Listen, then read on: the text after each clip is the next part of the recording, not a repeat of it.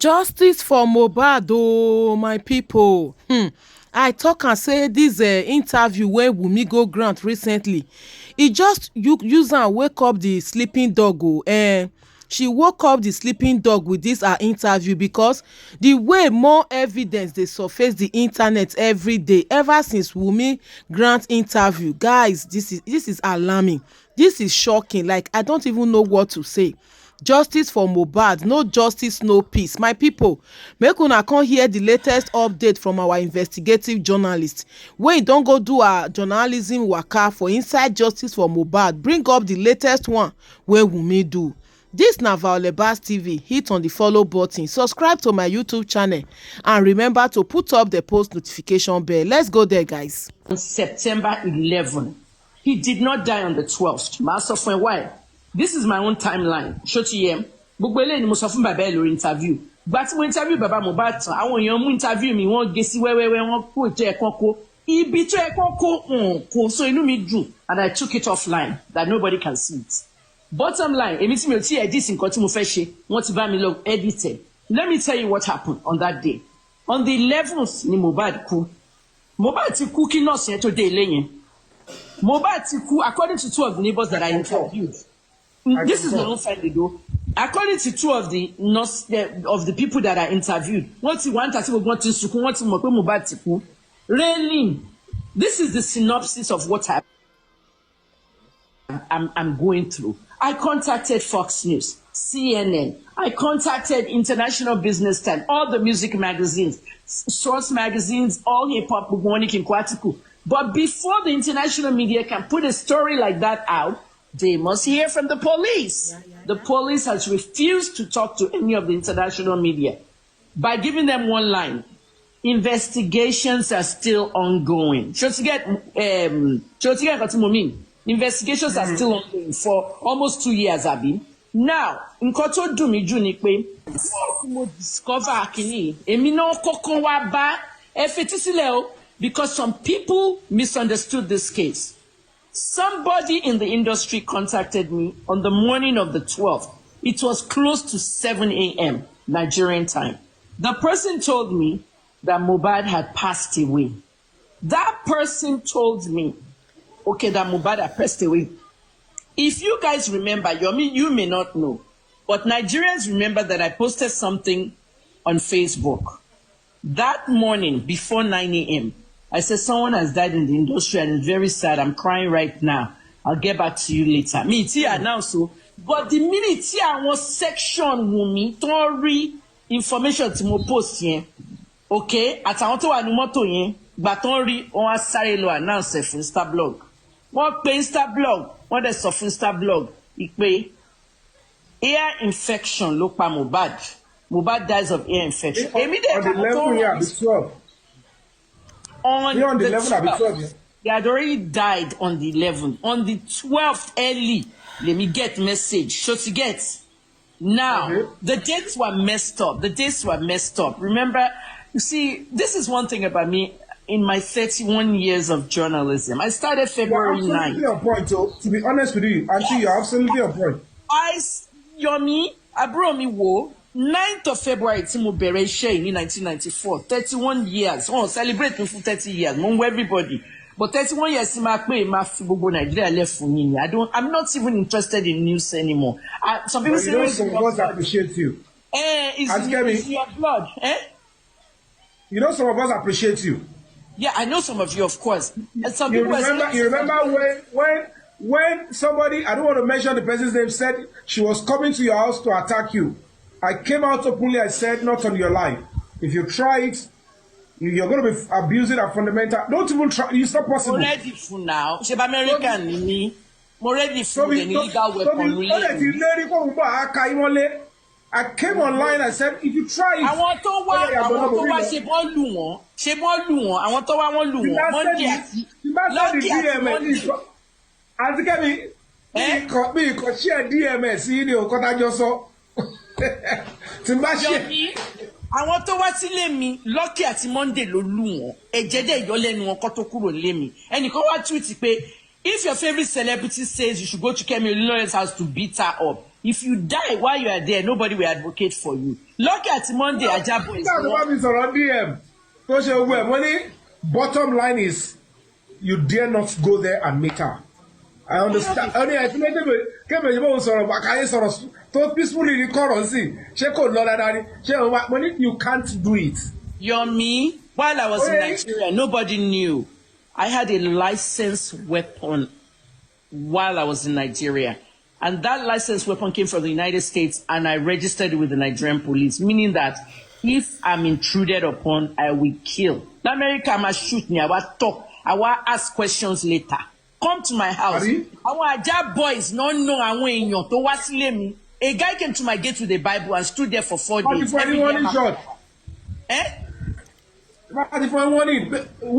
out my property. Get out my property. Don't even worry. Àwọn Ajah boys no tí gbogbo ẹ̀jẹ̀ yọ lẹ́nu ẹ̀ wọ́n ní kó má wà bíbá yìí.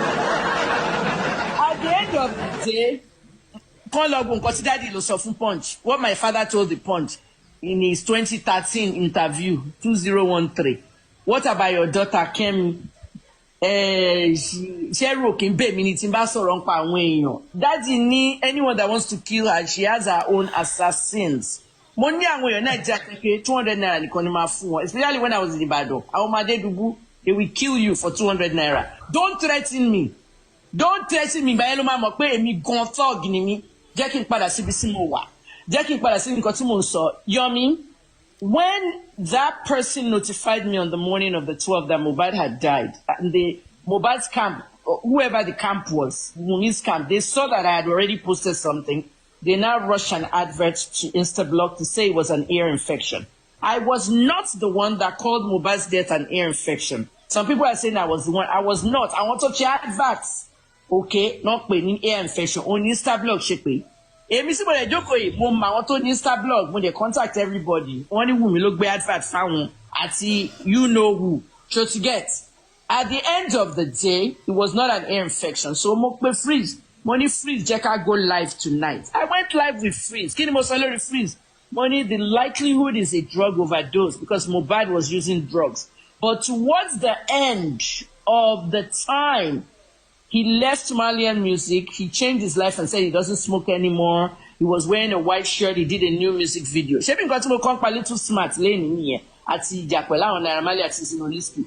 Talo dasoro Mohbad. Mbati won bully Mohbad. She Emini call it the only person in the industry to tweet to Mohbad when it was happening live. And people's life now. Oh, one else often let's watch it live and sing. And I don't do lives anymore. I'm deactivate page lale now.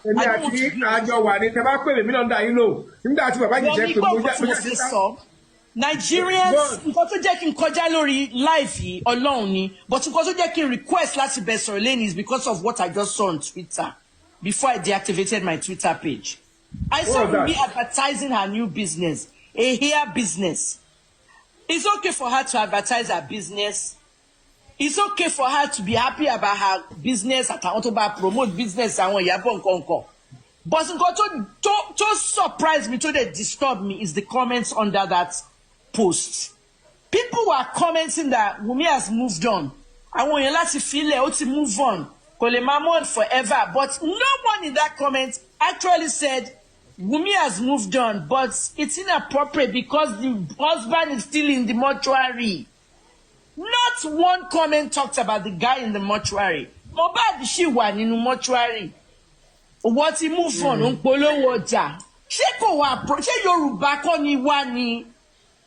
Àwọn tá gbé l'America 31 years. Tá mo America ń sọ tá ṣe gbogbo ẹ̀. At the end of the day, I'm a Yoruba woman. Their cultures. The young man has not been buried. Yes. This is why I criticize the Oromonis. Please double tap or they are flagging. I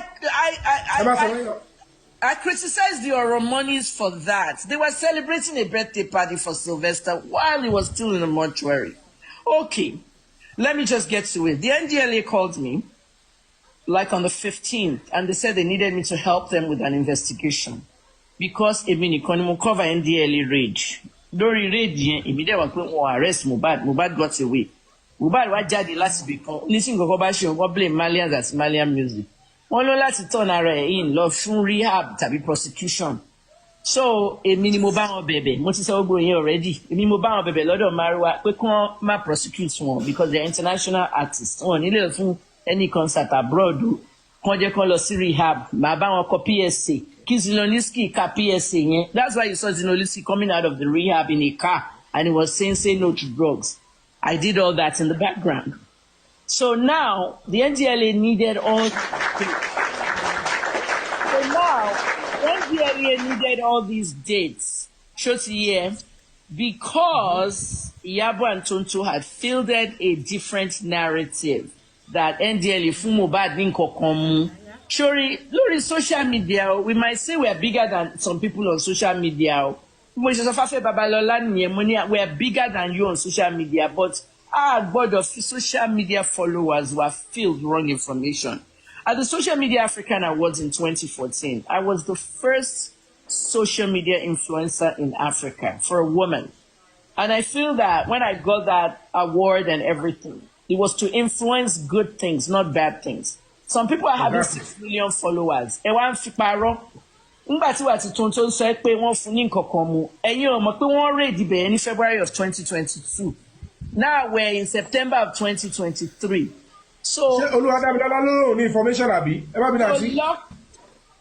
Luckily, Oluwadamilola hold that information. It's not time sensitive.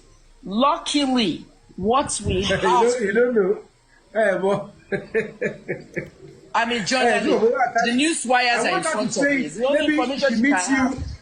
Maybe she needs you to also. The only information I have has to be breaking news that Wumi has been arrested, and I have the news wires in front of me. Want to announce for Nigerians, news wires. Nobody can subscribe to news wires, only journalists, and possibly the international. Yes. But in NDLA, NDLA need from me are the videos that they took on that day. Wumi Felu NDLA officer. Wumi know, I'm the only one that had that. Toyofila, I'm the only one that had that video at that time. Video to go viral. But anyway, the other thing was I did an interview the very next day on Cool FM. So I need footage here. Luckily, if you tell me about this interview on radio, mo man get footage me. Cool FM man send clips to me within 1 hour of after the show. So I had the clip. Mo de friend NDLA they collector see Nigerian police pay our drug Mohbad rehab low. Nǹkan tó mú bottle water here was a combination of drugs for rehabilitation. Chief Mrs. Delemi, and I worked in Johns Hopkins Rehab Center. So I know what was in that bottle water. Okay. Boston, Massachusetts. No, Johns Hopkins in Baltimore. Oh, Maryland. In Maryland. I knew what was in that bottle water. I had to be a combination of ibuprofen, Flexeril for the body ache, and promethazine for the vomiting. Combination rehab nìyẹn. Nǹkan tó fún mu nìyẹn. Ó dẹ̀ wá gist ẹnìkan, ẹni tó ń gist gan ló ń video ẹ̀. Àwọn ìyàbọ̀ bá gbé video wọn ni wọ́n ti poison ẹ̀. So at the end of the day, these are things I couldn't tell you last year. At the end of the day, DSS. She announced DSS enter investigation, but you didn't hear anything they did. DSS was there to arrest Iyabo and Tonto. Oh, Moko, we arrest her. One if you want for 2 years. Oh, but DSS now, only Boruko unje. If they had Chobakishe or no, or go along at people like me. Surely you're me, I'll call it enemies anyone, but Otu Shore Fu and with them, Shore Fu, if not for people like me, Simone, my arrest on to at Yabo, DSS only for 2 years. Oh, my Lord, defame Marwa. Oh, my God, Marwa is international. So at the end of the day, we never arrested them. Now, on the 15th of September to the 30th, I worked with Nigerian police and I worked with the NDLA and the DSS. Behind, nobody knew this. What kind of work did I do with them? But videos on leash about authenticated. Everybody can work, everybody can feed their family. I didn't say Wumi was working. Basic English, money Nigeria. I said Wumi launched a business. Okay? So by launched business. Yomi, Bimoshe Joko Imole launch business, can you come on? Talk to me about we need Kima advertise business. Flamboyant about it. You'll be flamboyant about it like You just achieved a new success. Anyway, it's all right. máa ṣe advert for social media ojú mi kọ́ ni máa fi ṣe advert ẹ̀ tí máa kígbe. Nǹkan tó ń ṣe ní pé kò sẹ́ni tó lè mú un. Nǹkan tó ń ṣe nìyẹn kò sí nǹkan méjì. Ó ń kápá sókè ni pé no kò sẹ́nibọ̀dì tó lè mú un. Ibi tí mo lọ nìyẹn because mo máa bẹ̀rẹ̀ sí dárúkọ àwọn èèyàn. Ẹ̀mọ tí ohun tó wà bẹ́ẹ̀ ni pé tẹmọ tó rí bẹ́ẹ̀, let's be honest with ourselves. Mo máa sọ lẹ́nà torí mi fẹ́ máa sọ lédè. Ṣé o pé tí èèyàn bá gbaṣẹ́ kú lọ́wọ́ àwọn kan tó mọ̀ pé fáyẹn ti wọ́ mi sí o ṣùgbọ́n ìlẹ̀ lẹ́ṣàgbátẹrù ẹ̀ táwọn yẹn dẹ̀ ná owó yẹn torí ẹ ná débi pé nǹkan kan mímí kan ò gbọ́dọ̀ mímí ṣé ń gẹ́tì mi tó dẹ̀ rí pé àpẹẹrẹ owó yẹn ọ́n rí àwọn tí ò yẹ kí wọ́n gbẹ̀bọ̀dè tó ń rí pé ń gbẹ̀bọ̀dè àwọn tó yẹ kó béèrè pé tó yẹ kó wá justice ẹ ti understand tó yẹ kó rí pé gbogbo ibi tí ó yẹ kó tó jáde wọ́n block yẹ ṣé ní yóò ní máa wá ẹ pé kí ló dẹ̀ tún kù ẹ ti understand mi ní sọ ju yẹ lọ ó yẹ yín kan mo sọ gbogbo orúkọ ń dárúkọ ọba kan ń ṣe gbá kan yẹn. Let me continue, Yomi. Damilola, don't try that again.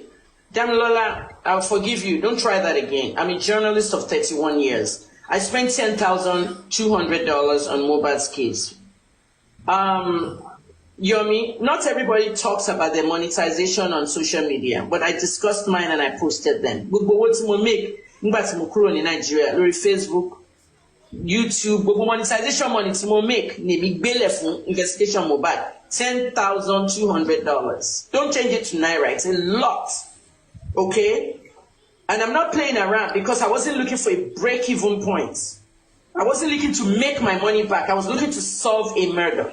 Now, Nkosimo Feso, 60 years money train of thought. If you don't know what that is, I'm a journalist that speaks directly to the camera. I do not read from paper or pencil or anything. If you watch my videos, so please do not interrupt me.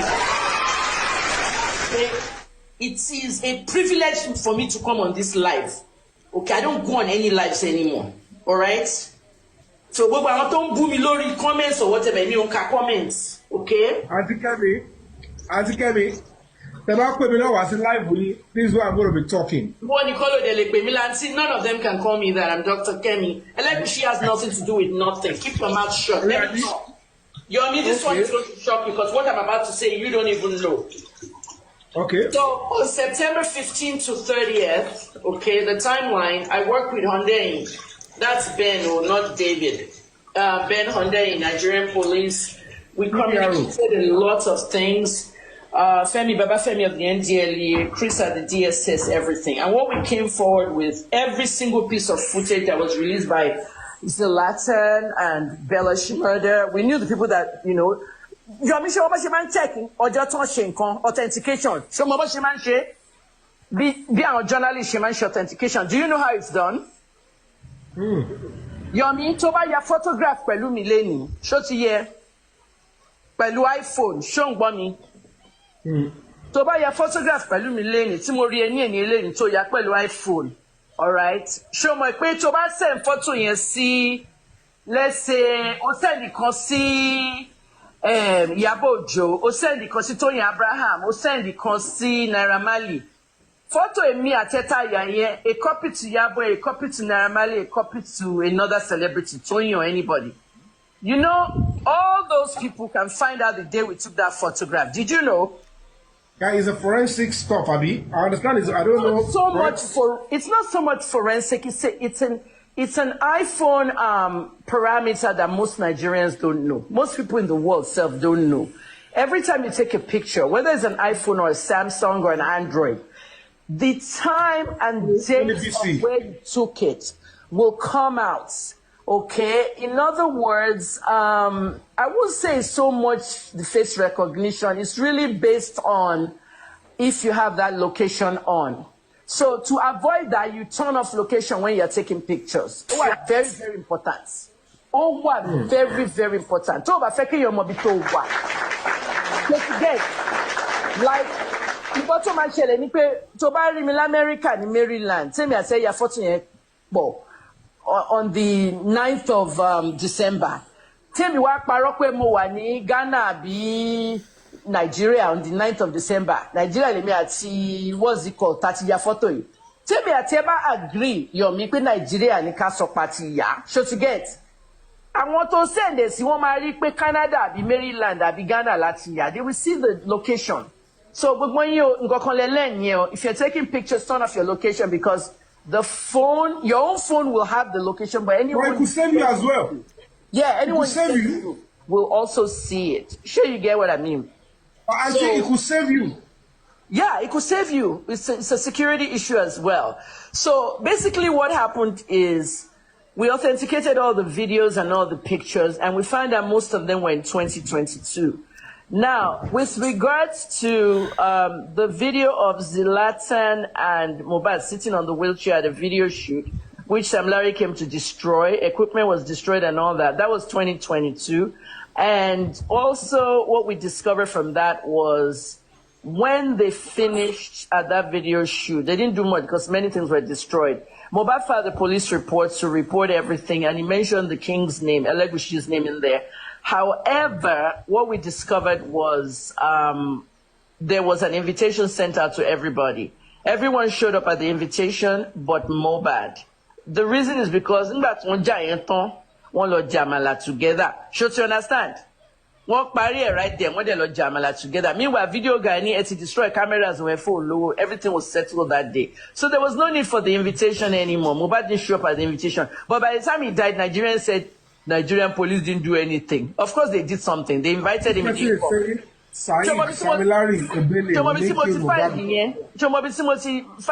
I investigated it and I spoke to the main witness, which is Prime Boy. Prime Boy ló sọ fún mi on live. Ó ní gbogbo wọn lọ gbogbo ala lọ jamala tí